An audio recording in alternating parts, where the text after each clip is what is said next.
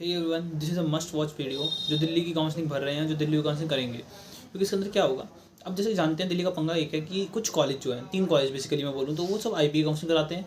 बाकी सारे college MCC के अंडर से काउंसलिंग होती है अपने स्टेट कोटा की। बट लेकिन अब मैं आपको बताऊंगा मेरी कहानी, जो आपको सुननी है पूरी, आपको बहुत कुछ सीखने को मिलेगा कि अब क्या क्या गलती नहीं करनी है और क्या गलती मैंने की थी जो आपको नहीं करनी है, राइट।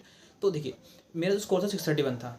भाई दिल्ली वालों के साथ दिक्कत होती है, 630 से 640 के बीच में जो स्कोर होता है तो वो जो रेंज होती है ना भाई साहब, मतलब वो बड़ी अजीब सी होती है। मतलब उसके अंदर आपको लगता है मिलेगा नहीं मिलेगा दिल्ली, क्यों भाई। अब देखो उसके बाद क्या होता है, तो हम लोग क्या करते हैं, हम लोग कुछ सेकंड चॉइस की ऑप्शन रखते हैं। बट मेरे साथ कुछ अलग था। मेरे साथ क्या था यहाँ पर कि 631 तो आ गए थे मार्क्स, बट काउंसलिंग काउंसलिंग बहुत ज़्यादा लेट चालू हुई। मतलब देखिए, मतलब रिजल्ट आया, ओके। देन रिजल्ट के आने के बाद भी भाई क्या हुआ, 3 4 5 महीने तक भाई काउंसलिंग प्रोसेस खिंच गया। मतलब काउंसलिंग नहीं हो रही थी। मतलब भाई अब तो बोर हो चुके थे घर में बैठे बैठे कि अब तो लग रहा था नीट क्लियर कर लिया एंड कोई से भी कॉलेज में घुस जाओ बस, है ना। बट ऐसा नहीं था। इस स्कोर पे दिल्ली का कॉलेज मिलेगा या नहीं मिलेगा, ये एक बहुत बड़ा सवाल होता है लोगों का। जो लोग रिलेट कर पा रहे होंगे, जो लोग जनरल डब्ल्यू से है तो उनका स्कोर 630 640 बीच में रेंज कर रहा होगा, तो वो लोग बहुत ज़्यादा कन्फ्यूजन में होंगे कि यार मिलेगा नहीं मिलेगा। तो हाँ, यही दिक्कत मेरे साथ थी।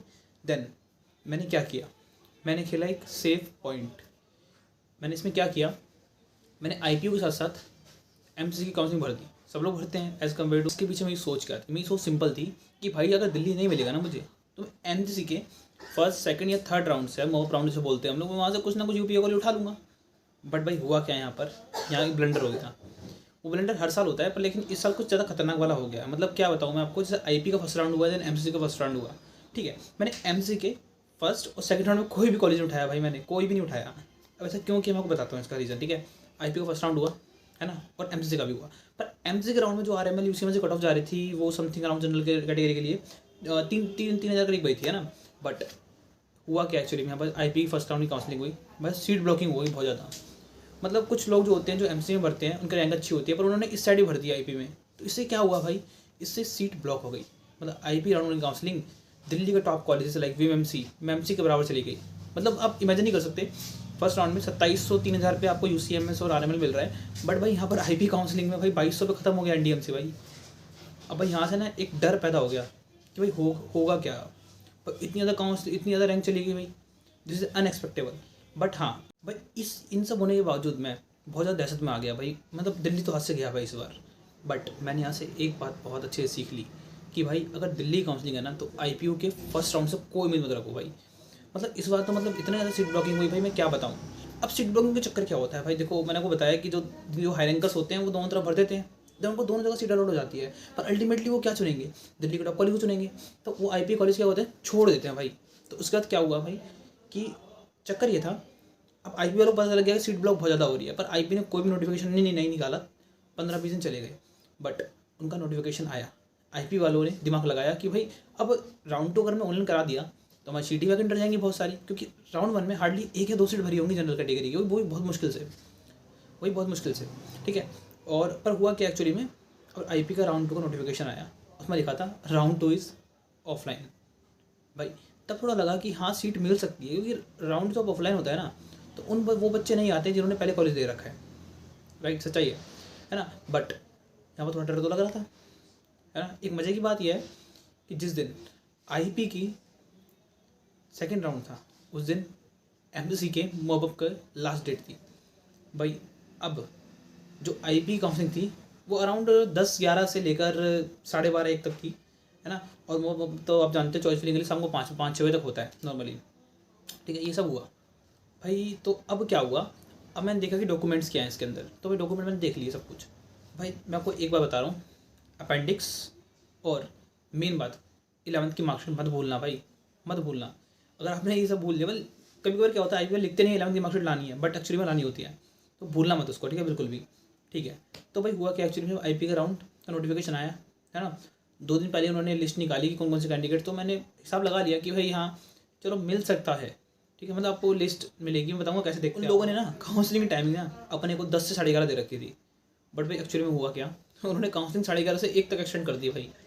ठीक है चलो कोई बात नहीं, लेट हो सकता है, चलो ठीक है हमने मान लिया, ठीक है। पर यहाँ पर एक मजे की बात ये होती है, देखो जब आप आईपी की काउंसलिंग जो होती है ना, उसके दौरान आप क्या करते हो, यूट्यूब पे कुछ फ्रेंड्स बनाते हो, टेलीग्राम पे। अब ये एक्चुअली में होता कैसे है, जैसे कि आप किसी की वीडियो को नीचे गए, कमेंट किया मेरी इतनी रैंक है एंड समथिंग, दूसरा वाला कमेंट करता है, देन आप एक वर्चुअल बॉन्डिंग हो जाती है आपके अंदर, ठीक है। देन उसके बाद आप लोग कहाँ जाते हो, आप जब IB कैंपस में मिलते हो बाहर, मैं गया कैंपस में भाई, जब बहुत भीड़ थी, होनी भी थी क्योंकि काउंसलिंग थी, है ना, फैक्ट है। बट लेकिन क्या हुआ, कुछ वर्चुअल फ्रेंड्स जो मैंने उनको वर्चुअली बातचीत की थी, वो मुझे रियल में मिले। देन अब उनकी रैंक तो हमारे आसपास थी, तो देन वही मेरे आगे जाके क्या मिले, कॉलेज फ्रेंड भी वही बने, राइट। ये बहुत मज़े की बात होती है, मतलब आपकी फ्रेंडशिप मतलब वर्चुअल से चालू हुई, देन फिर आप वहाँ तक चले गए, है ना। ये सब आपके साथ भी होगा, है ना। उसके बाद में बुलाया गया अंदर ऑडिटोरियम में 11 बजे, है ना, एज़ पर एक्सपेक्टेड। तो भाई हम अंदर घुस गए, ठीक है, सब लोग। उन्होंने लगभग पता नहीं 100 लोगों को बुला लिया, 50 लोगों को बुला लिया भाई। सीटें थी हार्डली 10, 12, 15 सीटें थी, ठीक है। तो सीटें बहुत कम थी, तो भाई हम लोग गए अंदर, घुस भी गए हम लोग अंदर, ठीक है। सब लोग बैठे हैं लाइन से, हमें बोला गया डॉक्यूमेंट लगा लो लाइन से। तो भाई हमने डॉक्यूमेंट लगा ली लाइन से, भाई लगाने भी थे ना, सीट चाहिए थी हमें, है ना, तो उन्होंने लगा लिया। अब भाई उसने बोला, जो वहाँ पर काउंसलिंग वाले सर बैठे थे, उन्होंने बोला कि भाई जो मैं नंबर बोलूँगा उस हिसाब से आपको आना है, और बताऊँगा कितनी सीट वैकेंट है, कितनी फिल है भाई। अब जैसे जैसे वो बुला रहा था, देन उसके साथ साथ क्या होता है, सीट फिल होती जाती है। BS से ऐसे बोल रहा था, BS से 2, BS से 1 रिमेनिंग, है ना, NDMC 2 रिमेनिंग, MC 3 रिमेनिंग। तो भाई इससे ना पता क्या हुआ, हमारा सिंपैथेटिक और पैरासिम्पैथेटिक दोनों नर्वस सिस्टम भाई बढ़ गए एकदम, मतलब डर इस लेवल का लग रहा था भाई मिलेगी नहीं मिलेगी, है ना। देन उसने बताया कि इतनी सीट है तो इतने लोग आ जाओ। शुरू कैसे उसने रैंक वाइज नाम लिया कि आप ही आ जाओ, जो 8,000, 7,000, 6,000 इस टाइप से, मतलब उसने नाम लिया, है ना, 6,000, 7,000 नाम लिया उसने। देन भाई हम लोग चले गए, है ना, डॉक्यूमेंट अरेंज करे, है ना, ये सब उसने। देखो शुरू के जो 10-12 बच्चे होते हैं ना, उनसे उन्होंने पूछा कि भाई कौन सा कॉलेज चाहिए, BS या NDMC। भाई तो लोगों ने बता दिया, but as you know BS पहले फिल होता है ना।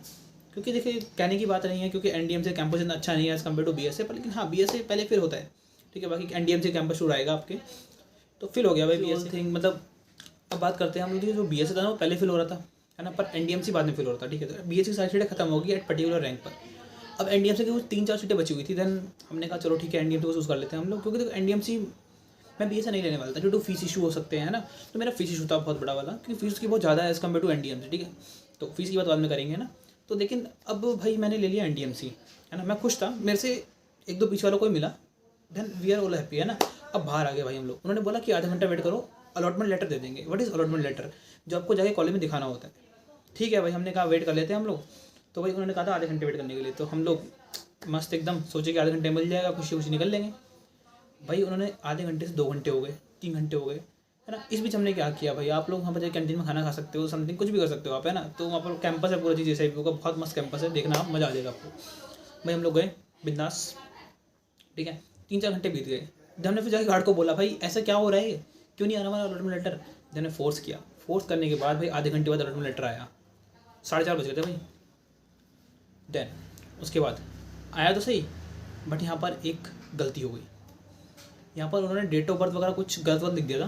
देन बहुत बड़ी चीज़ की गलती है, कॉलेज में जाएंगे दिखाएंगे तो भाई वो लोग हम वापसी भेज देंगे, बट कुछ लोगों को मिल चुका था, उन्होंने नोटिस नहीं किया, वो भाग गए। वो भाई खुशी इतनी तगड़ी होती है ना, भाग गए, है ना, देखो, है ना। अब उसके बाद क्या हुआ, अब वो भाग गए भाई सब लोग, हमने कॉल करके बुलाया कि भाई ऐसी ऐसी गलती है, हमने बाद में देखा होगा, ठीक है। अब भाई आधे बंदे कॉल नहीं उठा रहे, खुशी इतनी ज़्यादा थी भाई, कौन कॉल कर रहा है भाई, कुछ लोग कॉल उठा रहे, बोल रहे भाई यार वापसी आना पड़ा उनको, है ना, समथिंग। तो फिर हमारे अलॉटमेंट लेटर ले ली गए हमसे, एंड देन बोला कि हम चेंज करके देंगे आधे घंटे बाद, ठीक है।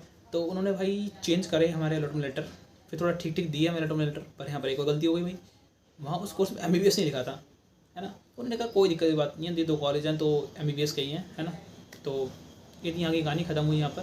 तो अल्टीमेटली आप मान के चलो कि आपके अकाउंट में 10-11 बजे, तो वो तो होनी नहीं है, वो तो 11 से 1 जाएगी। और साथ में अगर आपको आधा घंटा बोला गया तो मान लो कि आपको 4-5 घंटे लगेंगे भाई। देखो सिंपल सी बात है ऑफलाइन काउंसलिंग का, तो ठीक है। और फर्स्ट राउंड से कोई उम्मीद मत करना IP के, है ना। ये मेरी बात पार्शली ठीक हो सकती है, पार्शली गलत हो सकती है, तो ये डिपेंड करता है कि आपका काउंसलिंग कैसी है, ऑनलाइन या ऑफलाइन, ठीक है।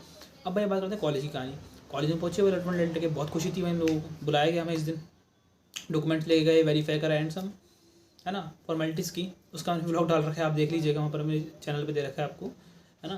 तो हमने सब फॉर्मेलिटीज़ वगैरह की, देन हमारा एडमिशन प्रोसीड हो गया, है ना। थोड़ा घूमे कैंपस में, देखा भाई क्या है क्या नहीं है ना।